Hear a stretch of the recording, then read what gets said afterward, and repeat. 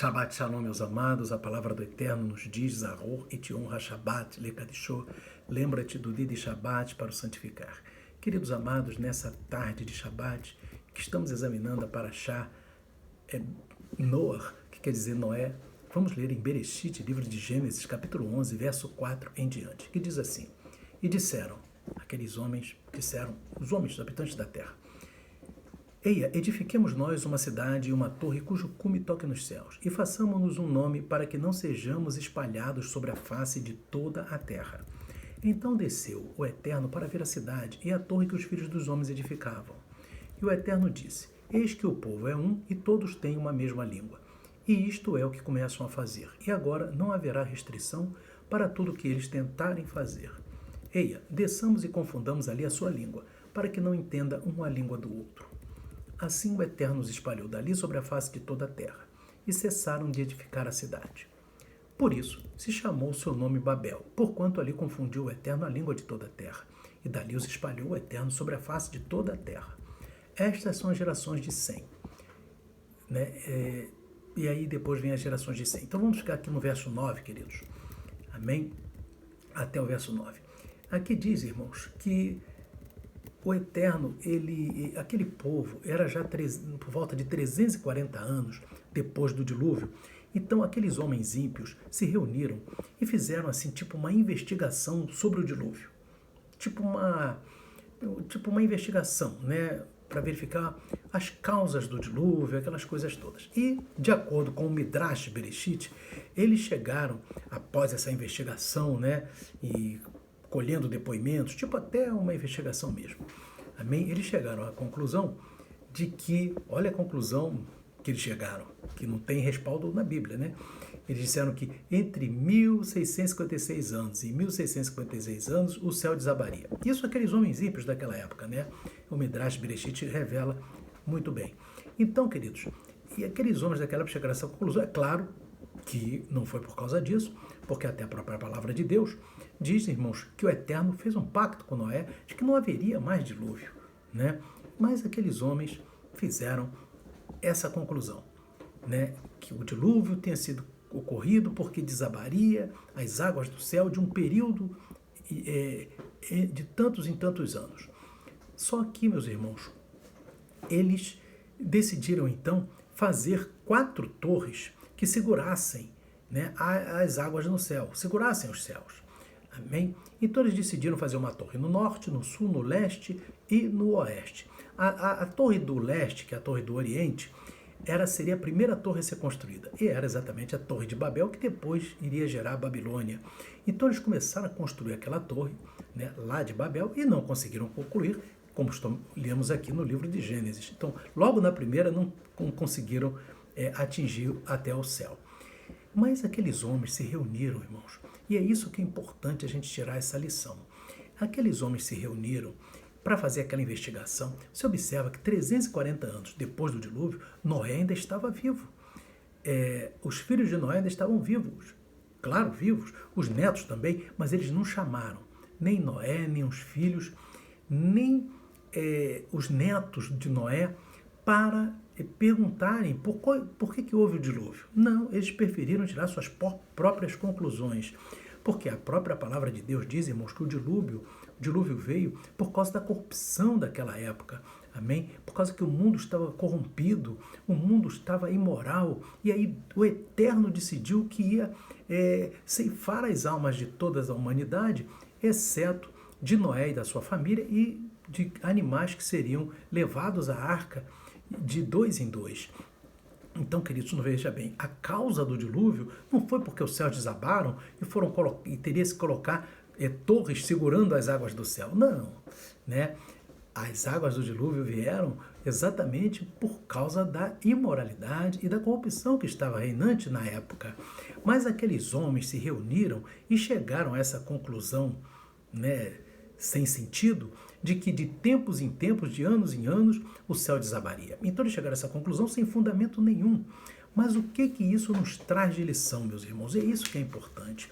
Que a atitude de cada pessoa vai de acordo não com seu raciocínio, mas vai de acordo com a sua vontade. E é isso daí. Eles não buscaram a lógica, investigar o que realmente causou o dilúvio. Eles acharam, de acordo com a vontade deles, que o dilúvio tinha vindo por causa que os céus desabam de tempo em tempo. Olha que coisa esquisita, né? Mas, de qualquer forma, meus irmãos, isso é o que, por isso que a Torá coloca isso aqui para nós entendermos, meus amados, que aqueles homens que iriam tomar suas decisões, adotar suas condutas baseados na sua própria vontade, não na lógica, não naquilo que efetivamente é correto. E isso é que é o perigo, né? Por quê, meus irmãos? Porque é um caminho em que cada um quer fazer a sua vontade para não fazer a vontade de Deus.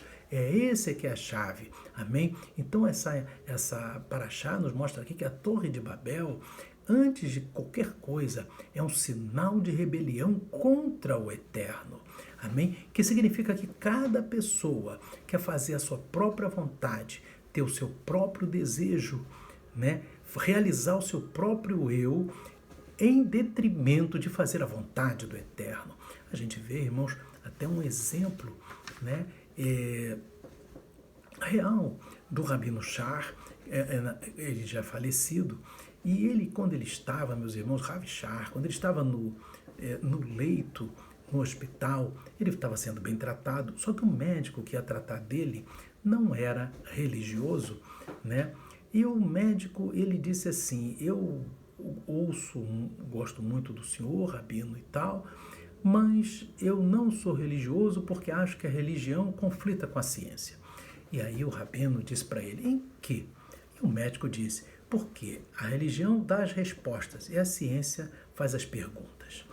Então, na verdade, o rabino disse assim, mas me dê um exemplo. Aí o médico disse, não, que vocês creem que um ser, né, chamado Deus fez os céus, a terra e tudo que nele há. Mas nós aqui na ciência investigamos e achamos que os céus são fruto de elementos químicos e a terra fruto de umas explosões químicas que geraram isso.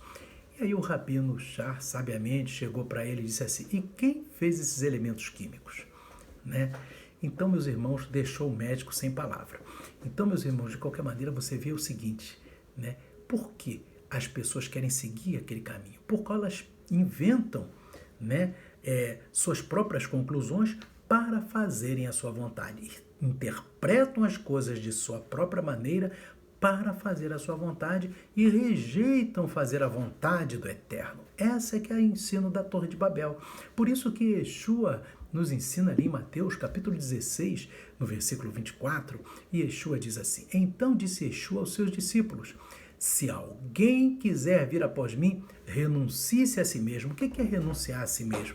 Renuncie à sua própria vontade, às suas próprias interpretações, tome sobre si a sua cruz e siga-me. Siga-me quer dizer o quê? Seguir a Torá, porque Yeshua é a Torá viva.